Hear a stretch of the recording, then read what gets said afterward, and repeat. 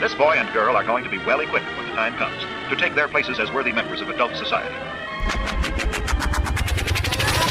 Aloha, y'all. This is Daniel Eisenman, the host of the Breaking Normal podcast, where my guests are all invited based on the frequency of synchronicity, all done in person, and all trailblazers in the breaking of all things normal. That's Cheyenne and I talking about creative constraints. Welcome to the Breaking Normal podcast. Here we are. We have about an hour. Let's go. You were explaining that you have river washed hair. River washed hair almost every day. Have you heard that song by Zach Bryan, River Washed Hair? No. I recently discovered it. I like it. Oh, is that right? Do you like Zach Bryan? I know him a little bit. Okay. Yeah. What musicians are you vibing with lately? These days, well, I'm going to pick up Snow Raven from the airport tomorrow. That's who I want to get on the show. Really? She's been, I don't know who I'm talking to on her social media, but they told me to email them about getting her on the show. But now this sounds like a much more catalytic connection. I think she's amazing. She's one of my favorite musicians of all time. I mean, it was my daughter's first concert. Really? With Snow Raven. Sweet. You've met my daughter. She's amazing. Yeah, y'all have a lot of fun together. I really appreciate how much fun you have with my daughter, other children, and people in general. Mm-hmm. Yeah, I just see the absolute presence and joy that we all have the ability to tap into. And so when another person is there with the presence, it just brings me alive. And then all the other energy around us. Well, Snow Raven, so you're picking her up at the airport tomorrow? Right. For what? Why? Do y'all know each other before this? We know each other a little bit, but not too well. Have y'all met in person before this? Yes, but we haven't really had a grounded conversation yet. How'd you get the opportunity to pick her up from the airport? I'm working with the Ayurvedic Indigenous Conference with Colorama, the Colorado Ayurvedic Council. Okay. Mm-hmm. And so that's happening this weekend at Blackhawk. And my first job is to go pick her and her assistant up from the airport. All right. So let me reflect on one of the most special guests I've had on the podcast twice.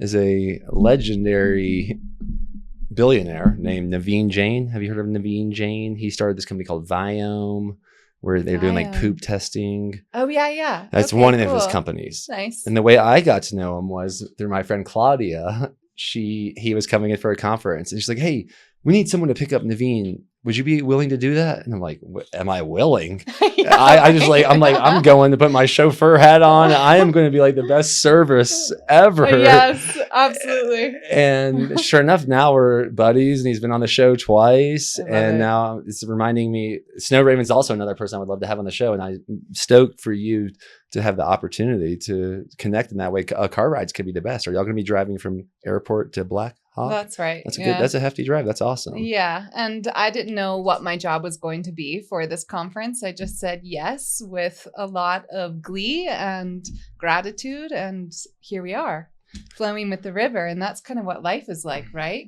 So I'm just happy to be present and see what shows up. Do you do any bird noises? No, not really. I would say that was a yes. Wow. No, I was not. Which bird? What was that? Do you know? The tongue roll? Not sure. What is a kookaburra? Have you heard of a kookaburra? Yeah, and they're South America, right? I don't know. Maybe that or Australian. But is that possibly the noise you just made? Maybe. Wow. Wow. I'm impressed. Well, I think that's how Snow Raven, I tagged her when I was doing one of these calls to a raven. And then that's how we got to know each other. This is so sweet. We love it. Do you let dogs lick your mouth? I will do this, really close my mouth. I do believe that their biome, if we interact with it a little bit, can make our biome stronger. I don't know if you've ever heard of that before, but I've heard things around that for sure. And I know what he's licking off me. Can you guess? Oh yeah, some bison action. Bison tallow. I know you asked for a few things. This is your jar, a new jar. But this is the tallow balm. Amazing. You've used this before, right? Yep, it's under my eyes right now. Oh, I didn't know you had. Did you order some last time, or No, I'm using a friend's. Oh, nice. Yeah. Who's the friend that's using it? Forest and stuff. Oh, nice, nice, awesome. Yeah, I'm at their house while they're out west, so Oh, I remember taking care them. of the plants and the herbs before I go to Costa Rica. It's amazing. Well, man, there's so much to talk about. Forrest has actually been on the show before, Okay, cool. Good. He's a rad dude. and he's a great pickleball player. Oh yeah, he has a little medal in his bedroom. Yeah, Being yeah, a I'm sure. champion. Yeah, Yeah. he's very good actually. And Costa Rica to go do a retreat. Now that was like a decade of my life almost. Yeah, a I lot wanna in hear more Costa about Rica, this. Hawaii, other places, but Costa Rica was one of our hubs. I'm happy to tell you about ours, but I would like to hear about what you're doing. Where are you going? What's the future you're remembering in Costa Rica for this retreat? The future that I'm remembering. Yeah. Yeah, it's interesting. Quantum physics, right? I wonder what you think about this, is that the past and the present and the future are all happening at the same time. So when you say the future that I'm remembering, I don't want to go too off into the deep end about that, but I'm curious. It's something I've contemplated quite a bit, and I don't know how I would describe it. It's a great question. It is in a bit of a deep end. It gets to the point where like words become a bit more challenging. Mhm. But I am definitely not opposed to believing what you like. That resonates. I'm not sure if that's exactly what I believe, but it's almost as I don't know, like a shooting star that leaves a dust, like that Trail. leaves the dust. Yeah. Yeah, like the stars that we're looking at that are shining bright are already quote unquote dead. Yeah. So time. But anyways. Yeah, thanks for opening that can. We'll see what other things come out of that throughout this conversation. That can is opened because that's sort of a part of what the retreat is about. So it's a medicine retreat. We're going to be going into ceremony with psilocybin and MDMA. Combined? Yes. That sounds like a fun combo. Like I hear a lot of people going to Costa Rica for, say, ayahuasca and San Pedro and such. But this one sounds like a little bit more, I don't know, just fun. Heart opening? Yeah. A little less deep and heavy, maybe. But Yes. it depends on the mushroom dose and everything. 2 grams of mushrooms, and a lighter dose of MDMA. So it's going to be about working with the subtle energies, opening the mind to different possibilities and breaking normal in people's day-to-day lives so that they can ask questions and be available to different thought forms, different energies. So it's also yoga too. Yoga is a pathway. It's a way of life, over 5,000 years old, Ayurveda. And we're going to be studying different body systems based on the medicine wheel. So pairing, our endocrine system with spring, all of the elements, and horseback riding, surfing, letting people remember that the true medicine is earth and we are earth, as is the microcosm, so is the macrocosm. Through all of these different practices and using coherence meditation, and allowing people to take a sacred pause to ask themselves, what are they doing with their lives? What are they doing with the energy that they carry, this gift that we've been given to be here on earth? And how can they co-create the change that they wish to see in the world? Wow. This sounds quite amazing. What's the name of the retreat? Well, my company is named Dose of Vitality. And the retreat is called Roots of Vitality. So what are the roots of our life force? How do we nourish ourselves? So we started the podcast off talking about river washed hair, and I don't actually quite wash my hair with Dr. Bronner's in the river like I used to as a raft guide, but I do go into the river, no matter the season, or the ocean, depending on where I am on planet Earth, to be cleansed by the pure water and to come into harmony within my frequency with the water, and to pray and to visualize what I want the day to be like, the month, the year. Well, I'm such a believer in river washed hair as mine is. I go, I've probably this year, what month are we in? Today's October 1st. So yeah. I bet I've been in the river over 1,000 times this year. Really? Yeah, because in the summer months, I usually go 3 to 4 times a day. And I like to dip my head underwater. Every time I do a dip, it's like I put my head underwater at least 3 times. Yeah. That's what I count as a dip. Okay, good. And I've probably done about 1,000 of those this year, is my guess. Amazing. I love that daily boulder baptism. It really is a baptism. Absolutely. And how lucky are we that we get to have time in our lives to be able to do that? A lot of people are waking up, rolling out of bed, and getting onto their screens and not even saying hello to the earth, the outdoors, breathing, moving their bodies. And here we are co-creating a beautiful life full of movement and breath and prayer and communication and play, and also working hard. But the work is the prayer.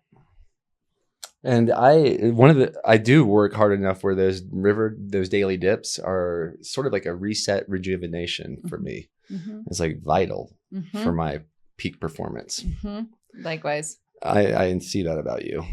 I'm happy we share that. How many nights is the retreat? 6. Oh, wow. And which area of Costa Rica? Nosara. Okay, nice. Yeah. Are y'all on the beach, or like how far from the beach? We have a view of the beach. Okay. And we're in the trees. Nice, we have a yoga platform on the rooftop of the house. So we'll be waking up with the sunrise and praying and playing and moving and breathing with the monkeys, the butterflies, the birds, listening to their songs. I'll have people go out and do land sits, pick a spot for every single day to be quiet and to write down what they notice in meditation. I have definitely a plan for it, yet we can plan all we want for life, and life brings us what's supposed to be. And so I'm also open to what's going to happen. Yeah, Costa Rica is a great place to be on call. For nature's best. I've actually heard it coined the ovaries of the world, Costa Rica. Oh, interesting. Yeah. So I've been saying it's the heartbeat. Interesting as well. Oh, the ovaries. But the ovaries kind of makes sense to me because it is very feminine.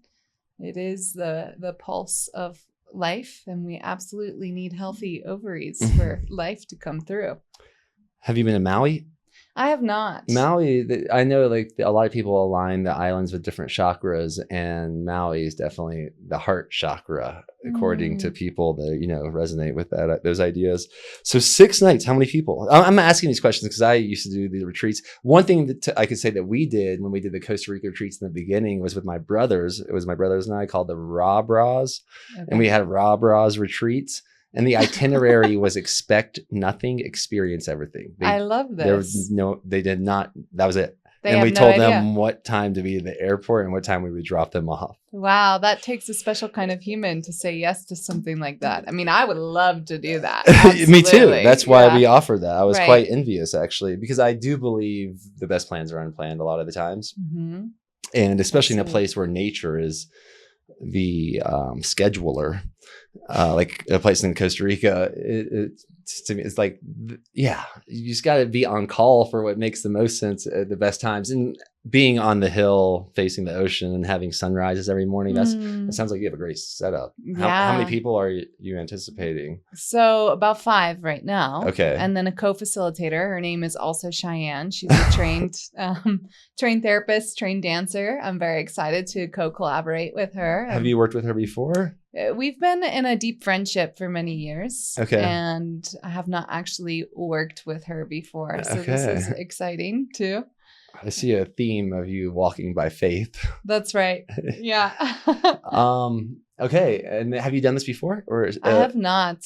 No. Wow. No. This is your first one. This is my first overnight retreat. So I've done day retreats. Let's go. Yeah. Thank you. Well, I know I can see you just like hanging out, that you're going to probably be amazing at that. Thank you. I bet that people are going to have a lot of fun. What's the capacity? We have 6 spots left. Okay. Yeah. And where are pretty the big dates? house. November 19th for 6 days. So I believe that's the 24th, 25th. Okay. Yeah. Yeah. And, I've been in a lot of retreats. I finished my psychedelic training in Costa Rica in person, where we worked with psilocybin and MDMA. I've done retreats in Portugal, California, different places all over the world. And I've been training in yoga for almost 10 years and a student for I'm 28 now, and I've been a yoga student since I was 15 intentionally. Oh, wow. So this feels like it's the right time. And the only reason I'm doing it is because after I sat with Mother Aya or grandmother, the first time in Brazil, I was asked by a third-party company who does all the bookings to do a retreat. Oh, cool. And so I was like, okay, well, this is time for a dream that I've been holding in my body for a long time to come to fruition. And really, a lot of people I find that I talk to have a hard time putting their love out into the world because they're afraid.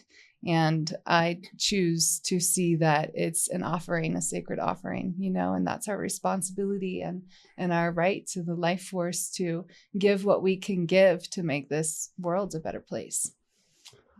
That's awesome. And I lived a lifestyle of hosting retreats for 11 years. And why did you stop? I want to go to one of your retreats. Yeah, well, Come maybe on. we can partner on one. It would be amazing. Yeah. I also have another friend that maybe you met through when he was in town, Zach Bucalo. He's doing like a surfing retreat in Nicaragua.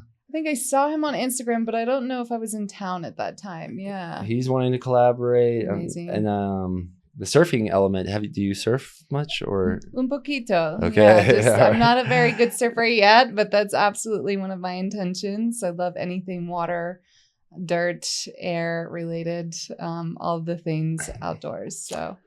Well, I'm excited for you. You just have so many exciting things on the radar here. I came with 10 preloaded questions. I'm just going to keep an eye on the time since we're in a little bit of a crunch, but it's going to be good. What's this event coming up? Tell me more about the indigenous thing going on in Black Rock. Black Hawk. What's Black Rock? Black Rock. It's a song from OAR, and it's just like I love that song. Have you heard of that? Black Rock. OAR. Yeah. Of a revolution. That's what I'm thinking of. I know there's other Black Rocks too, but I'm Black Hawk, which is one of the most breaking normal parts of Colorado. Have you been up there? Maybe. It's like where all the casinos are. Oh, that's right. Yeah, I've definitely driven through. It's so interesting that we're going to be having it there. Well, you're going to be there at peak beauty because the time of the year. Mm-hmm. So I met David.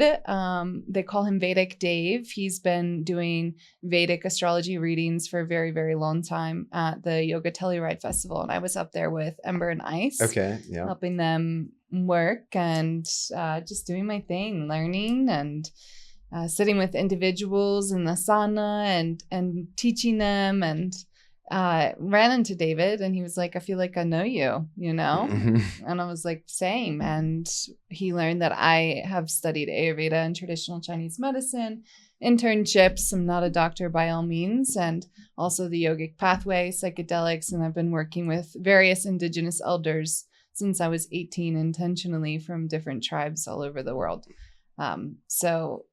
Needless to say, we spent some time at the festival, and he said, I've got a lot of people who want to volunteer, but you seem to have some magic and would love to have you. And I said, yes, no questions asked. I'm all about it. That's amazing. Yeah. And where this is from Friday to Sunday coming up, or Thursday to Sunday. Yeah. Wow. Zach Bush is going to be there as well. So David also works with him on his Costa Rica retreats too. Yeah. I've not met Zach, but I have so many mutual friends. It's crazy. Another way I want to celebrate you is you mentioned Ember and Ice is what I told you before, but I think you called it karmic yoga. What you were doing? Is that what you called it? Yeah. You planted a beautiful garden, like from the runoff of the shower. It's almost like a little permaculture plot surrounding Ember and Ice now. Yeah. And I remember you doing it because it looked like it was tough work and reminded me when I used to till soil in my whitey tighties, right? And I was like, if you're gonna do it, if you're gonna till soil, you might as well get a lot of sun so that and be grounded and get naked. Yeah, come on. So you were doing that as legally though. You had some clothes on, but I was like, wow, this is so amazing. And now, like 3 or 4 months later, it's just much more amazing. In bloom. Yeah. What I really loved about that specific project is that it was there for a lot of different faces to see the process of earth seasons, right? So it turned out to be something glorious and beautiful, but in the process, it kind of looked like shit, to be honest. And that's... I saw the vision. I could see how the untrained eye may have thought that. Yeah, absolutely. And it came from collaboration and synchronicity. You know, I asked them if they had a budget for plants, and they said, yeah, it was a very low budget, but I was all about it. I've been traveling and haven't had my own place to garden. I did garden at my community home last year, and I tend to garden everywhere I go in some capacity, and I just saw that this was the perfect place. And I was at Boulder's farmer's market, and I ran into a friend that has a plant nursery, and I thought about asking him if he had any plants. And I decided not to, but I ran into him that morning, and he was like, oh yeah, I've got a ton of plants. And he lives on Yellow Barn Farm property. And so he helped as well. His name is Joe. He has a beautiful landscaping company in the Boulder area. And I picked up a bunch of natives to help the pollinators thrive here. Wow. Well, to thicken the synchronicity, the previous guest was Azure. I saw that. Okay, yeah. I'm very excited to hear her episode. She's an amazing and incredible woman that I look up to in this community. I would see why. And me as well. Right. It's almost ridiculous how much she's doing and how much she's involved with and responsible for. Yeah. All right. So how do people find this retreat, by the way, and or you, before I start pulling out any of these preloaded questions?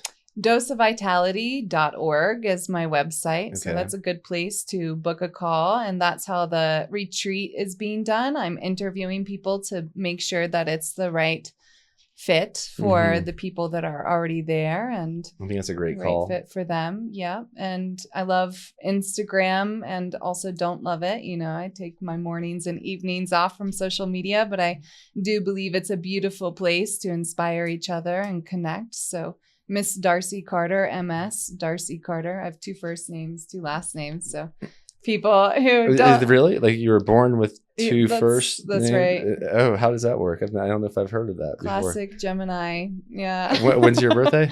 May 27th. Oh, interesting. Mine's June 1st. Oh, hey. That's interesting because when I see you in the water, I'm like, wow, she looks kind of like me. There's the girl version of me in the creek. I can tell there's like a similar shared obsession / passion with that clean water. Yeah. And I feel that when I see you on social media, you know, it's a lot to put ourselves out there consistently, and I just see you and other people in our community as well. That keeps me inspired to keep giving to the world, you know, in our weirdo ways. That's a great way to put it, and that's, I think, one of the best ways to keep social media as like a tool for our gift giving is to use it to create valuable content that are inspired by our weird ways. Instead of just consuming mindless content. That's where people get, I think, sucked in. Absolutely. But that's everything in life, right? Like, are you aware or are you being mindless? And every day is a miracle, or it's not. And it really is. So what do we choose? How do we choose to see it? It's the Toltec way, you know, before the Aztecs in Mexico. You choose love or you choose fear. It's the way we look at it, I believe. Yeah. And I am curious about, it's cool that you're working with psychedelics like you are, and the dosing, like how is that incorporated into the retreat? Is that like the culmination, or is that happening on the daily, or how do you work that? Every day, man, we're going to take 5 grams of mushrooms and learn how to walk on our hands. No. Definitely working more with the subtler energy. So yeah, 2 grams with MDMA is definitely a macrodose. And that's what I did in my final training in Costa Rica. We're going to do it on one day. So we'll be going into the retreat with the spring season in the medicine wheel, the innocence, the childs, the endocrine system, and lay the foundations of our intention for the retreat, for the end of the year, and for 2026 it's coming up, and for our lives, really. And then we'll move into fire. And at the end of summer, the fire season in the medicine wheel, that's when we'll sit with the medicine. And then we'll have the fall for integration and the winter for a reset before they go back into their normal lives. Okay. Sounds exciting. Yeah. I'm stoked for you. Thank you. Do you have any questions for me, or is there anything you want to make sure that we talk about before I distract ourselves with these questions? I want to know what made you choose breaking normal. Oh man, that's a great question. How did you get here today? I mean, I know that's like a big choose the question. name Breaking Normal? Why are you doing the work that you do in the world? Why am I doing the work that I do in the world? It's probably like paradoxically for selfful. I don't want to say selfish, but selfful reasons, because I think it's what's healthiest for me to do. Mm-hmm. And I have been affirmed enough, I guess, by countless uncorroborating people about how I have a gift of breaking normal. That was the phrase that once came to me. That I'm like, well, that's a good way to put it. Yeah, I love saying it and hearing it. And other people that I thought that were also very unique, they all like, they would say I'm breaking normal. I'm like, you are breaking normal. That's right. Like, yeah. Exactly. And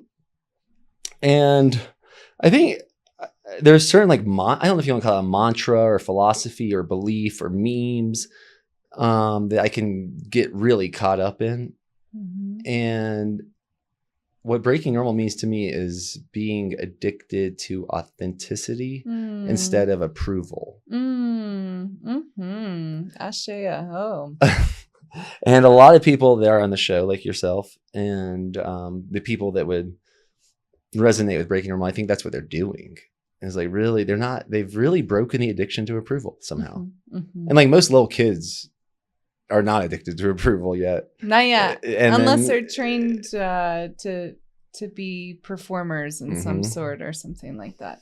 And then most very elder, I feel like when people are closest to the source, it's very natural to be like this, like closest to birth or closest to death. They're very naturally like this. But some people, for some reason, decide to do that throughout most of their lives or most of their life. And I find that extremely inspiring. And so it really fills my cup. And I think that when that allows my cup to overflow. Mm-hmm. So it's not only what's most valuable to me, but it's what's most valuable to others as well. I love that. We can only serve the medicine that we serve ourselves. So when you say that it's self-full, that's beautiful because we can't give anything outside of ourselves that's not residing on the inside. So what you give to your sacred temple, your relationship with self, and to whatever is bigger than yourself is what is going to be mirrored out into the community. And I really appreciate the way that you show up in our community. Well, thank you. Thank you. Here's another meme that resonates with that. When you give beyond your capacity, you make the receiver a thief. Wow. And so that's one of the guiding principles of my life. Yeah. Amazing. I mean, it could be said in different ways. You kind of described it, but I do believe that I don't know what's more powerful than an idea.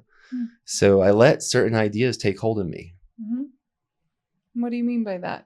I allow those ideas to live through me. I become a vessel. Yeah, a vessel. That's for right. those ideas because that's what empowers me, invigorates me, rejuvenates me, replenishes me.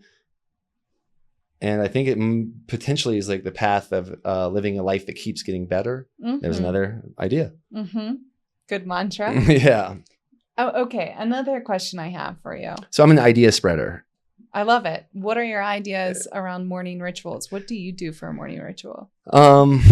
Ideally, and I don't do this all the time, but let's just say in the summer months when my daughter's not going to school and it's easy for me to set it up. Ideally, I would wake up, and I'll say the things that I think other people could adopt, because I think we all have our very little weird details, and I could go on about an hour on those. But I think if someone, including me, can wake up and go around sunrise or right before sunrise, and you go outside so you can get the morning sun For your circadian rhythm. Yes. Yeah, so important. Man, I've heard this idea from so many people, and I've tested it out, and it seems to be very true.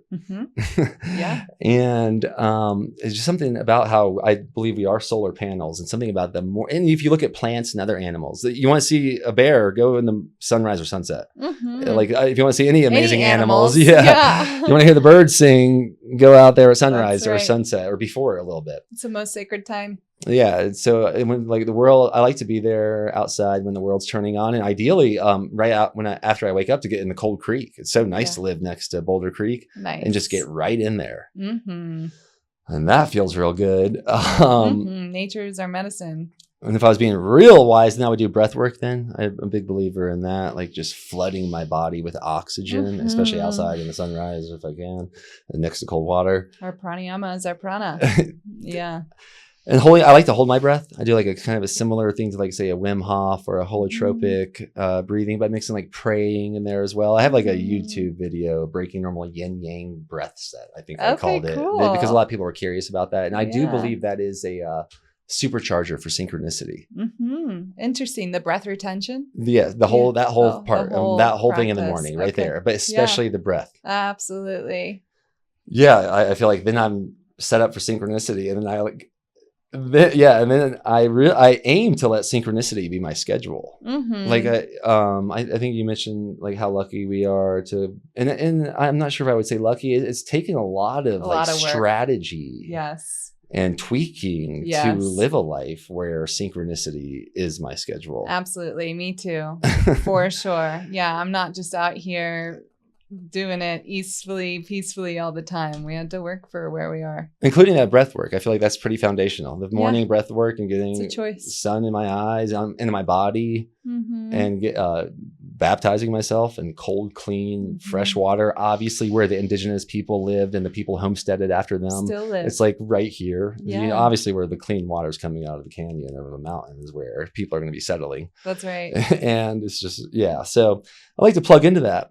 And I feel like it sets me up to be more aware of these synchronicities that could really be much better than anything I planned. They're always happening, I believe. It's whether or not we're turned on enough, awake enough to see them and then flow with them. And that takes an open heart, and that takes letting go and to be fully present. So good to hear your morning routine. I believe that our morning ritual is how we live our lives. Really, it sets the tone for the life we want to lead. What does yours look like? You got me curious. Yeah, it depends on where I am in the world again and how much time I have. But I like to optimally take 2 to 3 hours. That doesn't happen all the time, for sure.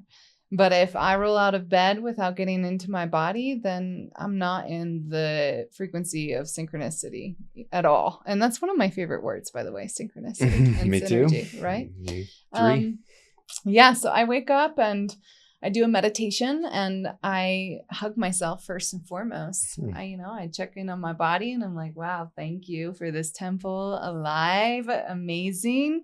And then I either do a meditation laying down or sitting up. Sitting up is optimal because then you can really engage your whole body and all of your energy centers and get grounded to the earth and straighten your spine and look to my pineal gland and pull the energy up from my mula bandha, my pelvic floor up here, and visualize the feeling, or just watch the light show up here and just practice being fully present and aware, and go outside and be with the birds and the sun coming up and the wind, and get my feet on the earth and remember that this is who we are and this is what we live for and what we live by. And then I go into asana, probably vinyasa or yin, depends on what I was doing the day before. Hatha, different forms of yogic postures. Pilates. If I'm feeling spicy and excited, I'll just dance in the morning and sing my prayer. And then after Shavasana, I also do breath work too, which I think if I skip that, and I do everything else, like still in synchronicity, but not at the highest rate that is possible, I think, And then I have crystal bowls. And so toning. And I used to live right by the creek, and that was yeah, obviously a part of the morning ritual, but I don't at the moment. But yeah, that's about it. Well, this is definitely an echo of, I think, the most previous guest, Dr. Sam Shea. He's a functional medicine doctor that has seemingly seen a lot of clients. And he was, I think I asked him, like, what's the number one health ritual or health habit that someone might be missing out on? And he was saying that the number one thing he sees with clients that are having issues is one thing for sure. The number one thing is they don't have rituals. Yeah. Yeah. And that is older than we know, because we don't really know how old humans are. And rituals, rites of passages, those have always been a part of our lineages, no matter where we are from the world. And it's interesting that no matter your ancestry, there are some big commonalities of those rituals. And so that's a big part of my work, is in working with different indigenous peoples and looking at how much of a mutt I am, all different sorts of bloodlines from all over the world. What are the commonalities of those rituals and rites of passage? Because a lot of people, I think, feel lost and they don't feel connected. They don't feel connected to themselves, nor, in society or the earth. And I think that's one of the fast tracks that can bring us back. Yeah, and there are some, habits and rituals might be interchangeable words in this context. This is true. And I will say, the one thing all of our ancestors have in common, for sure, is that the sun rose every day. Yes. And it goes down. So that seems to like two places to think about maybe getting some rituals around. Mm-hmm. Yeah. Speaking of sunrise and rituals, the Native American church and peyote, that's the whole ritual. It's staying up all night and waiting for the sun to rise. And it can be hard sometimes to stay up that long, and being with that sacred medicine and in sacred community, you remember how precious it is for the sun to come up. And so I encourage people who are watching this to take time to go out in the woods and camp and be out there to watch the sun go down and sun come up, and watch the stars too, because that's just an incredible piece that my ancestors, my grandparents have been carrying. And I think a lot of people forget to look up. So funny. I got a text today on the way here from my friend named River. You might know River. River's a cutie. Yeah. He said, look up. Aww. I was like, look up. And I started looking up. And I was like, like what? And then I saw him. He was just right. He saw me. And I was like, oh, I thought you meant it. Anyways, nice little. See, the synchronicities are always there. They're always there. I sometimes catch them. I love it. Yeah. And I'm sure his hair has been washed by the river as well. Oh, yeah. Yeah, totally. He's a sun-kissed warrior for sure. That film, too, that's about climate science, Don't Look Up. Is that what it's called? The one that was like on Netflix, yeah. like the actual movie. Yeah, I watched that one. Yeah, I think that's what it's called. Good too. It's crazy. That was a little wild. It's like, are you like giving us? Is this like a prophecy or what's going on? Because I've heard that a lot about Hollywood. They're like kind of priming people. Yeah. For what's to come and make it less shocking. So you mean our world is going to look like The Fifth Element? We're going to have like little hoverboards and... Well, on that note, I think we all should read 1984 again. If you have not read that book, 1984 from George Orwell. Okay. I've heard of it and I have not read it. So. I trust that's not what the world's going to look like, but it might be a good thing to be aware of, not to make it look like that. Especially with like digital IDs and such. Where the gaze goes, energy flows. And I don't want to, ignorance is not bliss. Right? Yeah, in this situation. I hear that. I hear you. Well, let me start popcorning you some. Yeah, let's go. These are kind of like idea to be answered in about like a minute. Okay, great. I'll do my best. Yeah, here you go. What's the single most profound transformation you've witnessed at a psychedelic retreat or facilitation? Oh, in other people or myself? Either or. I don't know if I can answer that, because every moment is really unique, and I've sat with so many different people, and each journey has brought me something really, really special. Nice. I like it. If someone is scared of psychedelics but curious, what would you say to them? Fear is respect. Fear is boundary. Also, if you let fear overtake you, then you're probably missing out and going in the wrong direction. So what makes you feel alive? Curiosity often makes us feel alive. Do it with respect always. So go to people who know what they're doing. Do your research, read about it, feel into it, and know that your intuition, your gut, and your heart has the answer. Don't let anyone sway you, whether that's beliefs or family systems or culture. Whatever feels right for you at the end of the day is the right answer.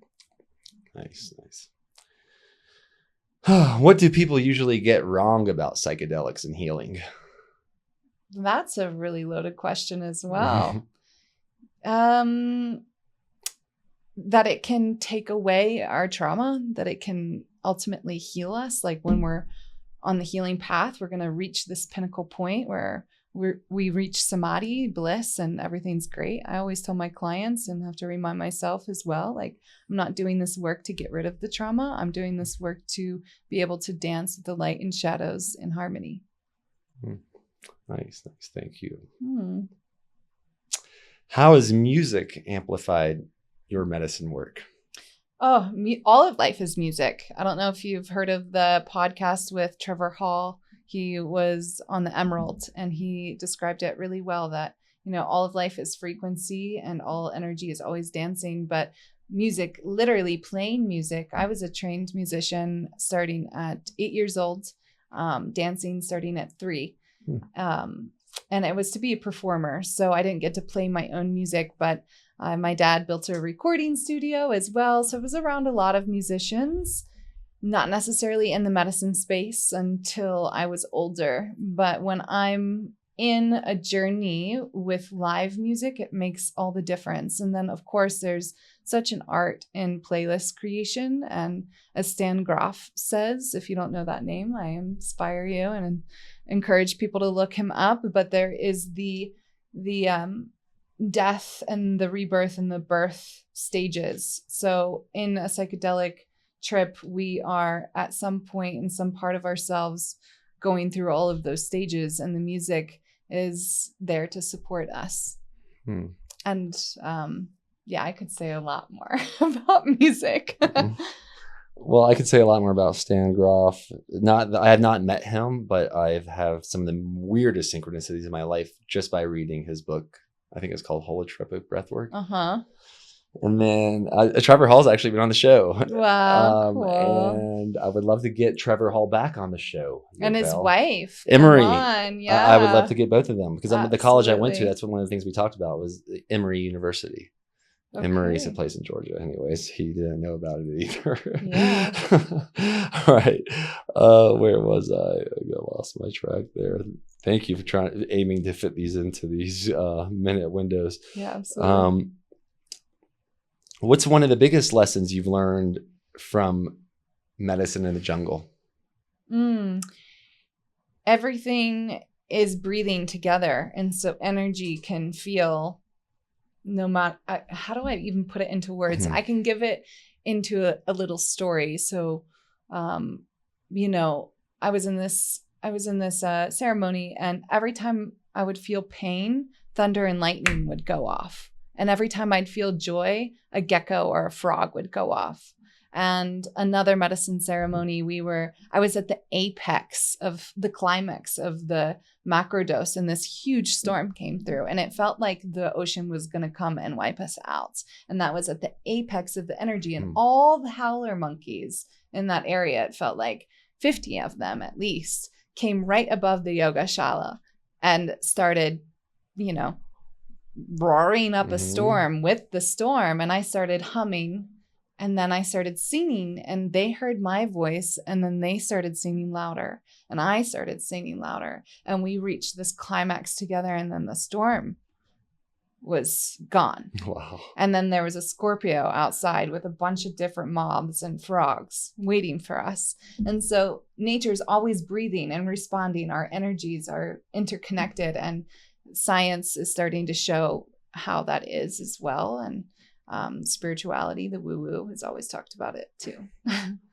Where was that at? Was that in Costa Rica or? Costa Rica and Bali. Wow. Mhm. That sounds like a full podcast right there. Yeah. Okay. All right. If you could gift every person on earth one experience from your retreats or retreats you've been on, what would it be? You are the medicine. You don't need anything outside of yourself. And this gift, this life, it's a miracle. And you are safe to feel it and dance in it. Allow yourself to just be seen by yourself, by God, for who you truly are. And everything else will follow. We ebb and we flow like the ocean tides. You know, pain comes and goes. And ultimately, the peace is within at any moment in time, whether you're going through struggle or you're in a lot of joy. Ja. Wow. Thank you. What's the wildest synchronicity you've ever experienced guiding someone?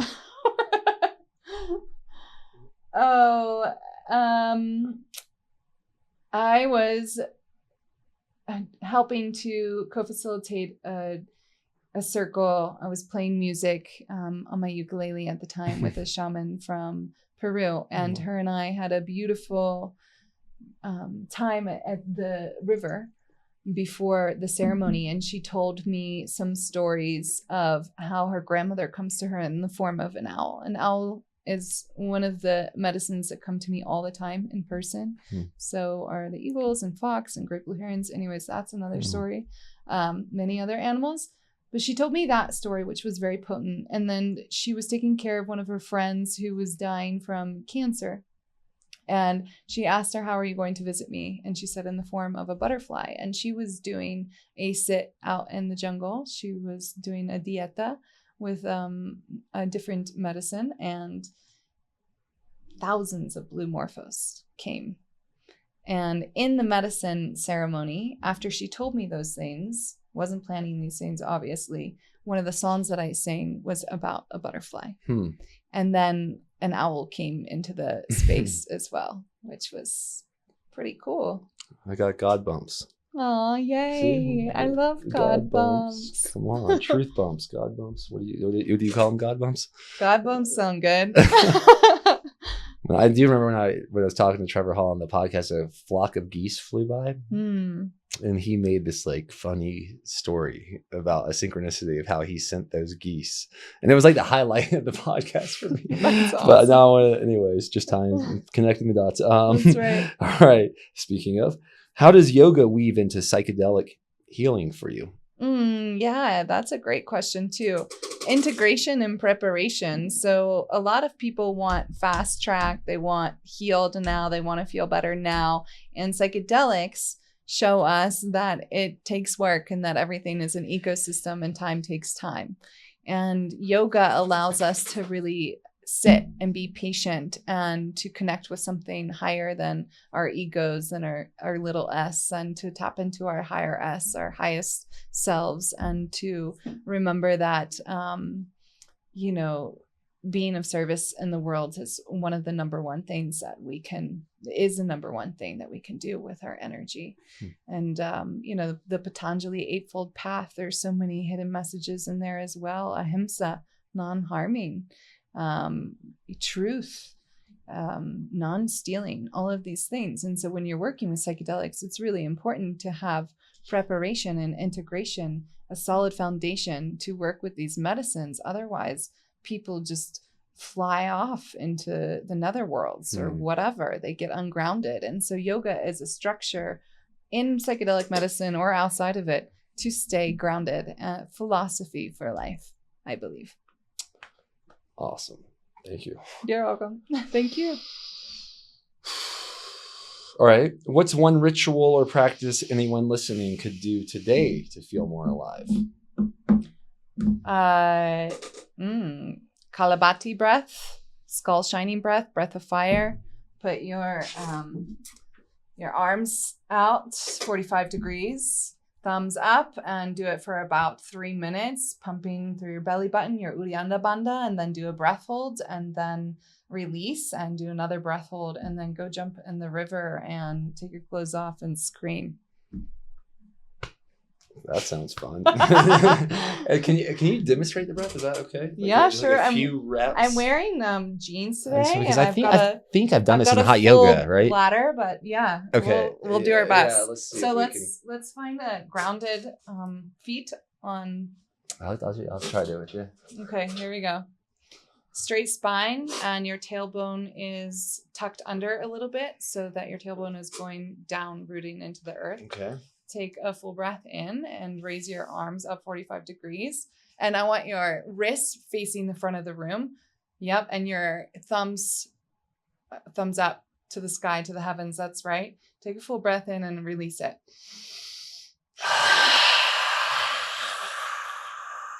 Nice. One more time. Up a little bit more with your arms and release it. Shoulders down. And then breath in just a little bit. And then start pumping your belly button. Close your eyes and look to the center of your forehead.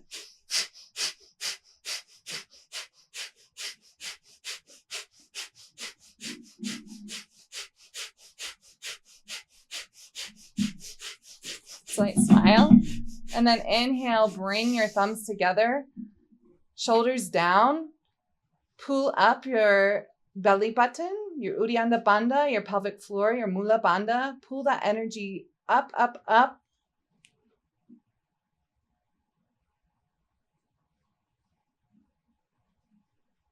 Exhale, release. And then inhale up. Exhale, release.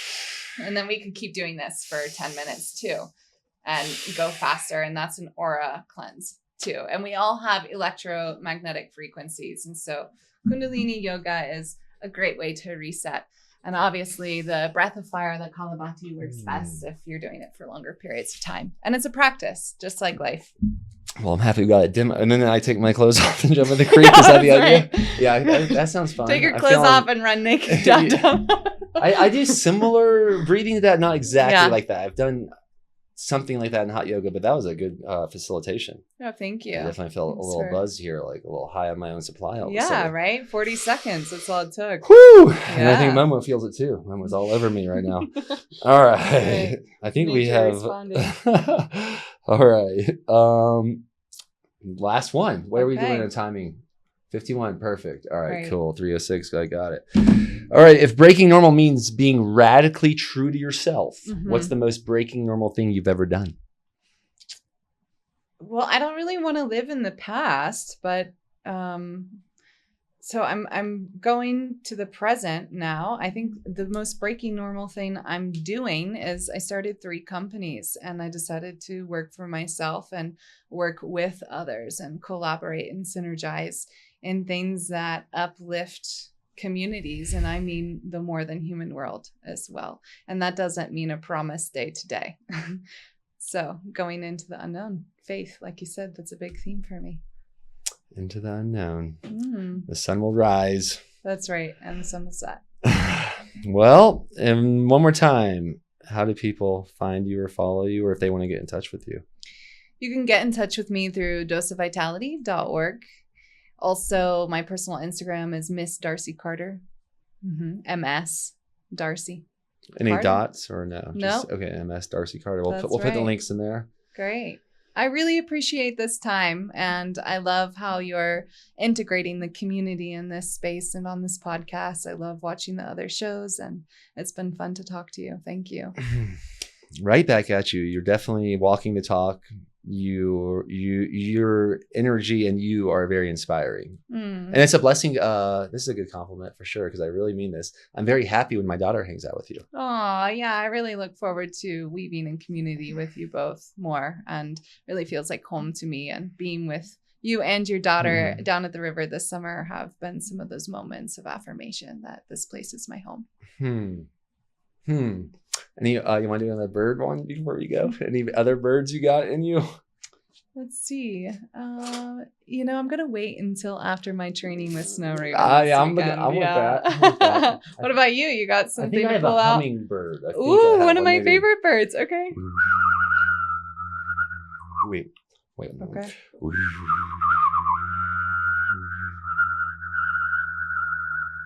That's how they sound when they fly by my Yeah, ear. yeah. And when I do that, they come. Like I've called them in a few times. It's not guaranteed, but there's definitely a very strong correlation of me going, and then them flying by. Yeah, that's a strong frequency. Yeah, nice. Well done. Fun. Wow. Let's do podcasts. Thank you. Thank you, Yobel. Thank you, Yobel. Let's keep breaking normal, y'all. All right. Give her a follow. Hey, I would like to catch some waves with you in Costa Rica. Let's Maybe you do and it. Zach. I feel there's a lot of collaborative energies coming here through this podcast. Absolutely. So subscribe, especially on Spotify, so you're notified when the next episode comes out. Leave us a review. Love you. Peace. Peace.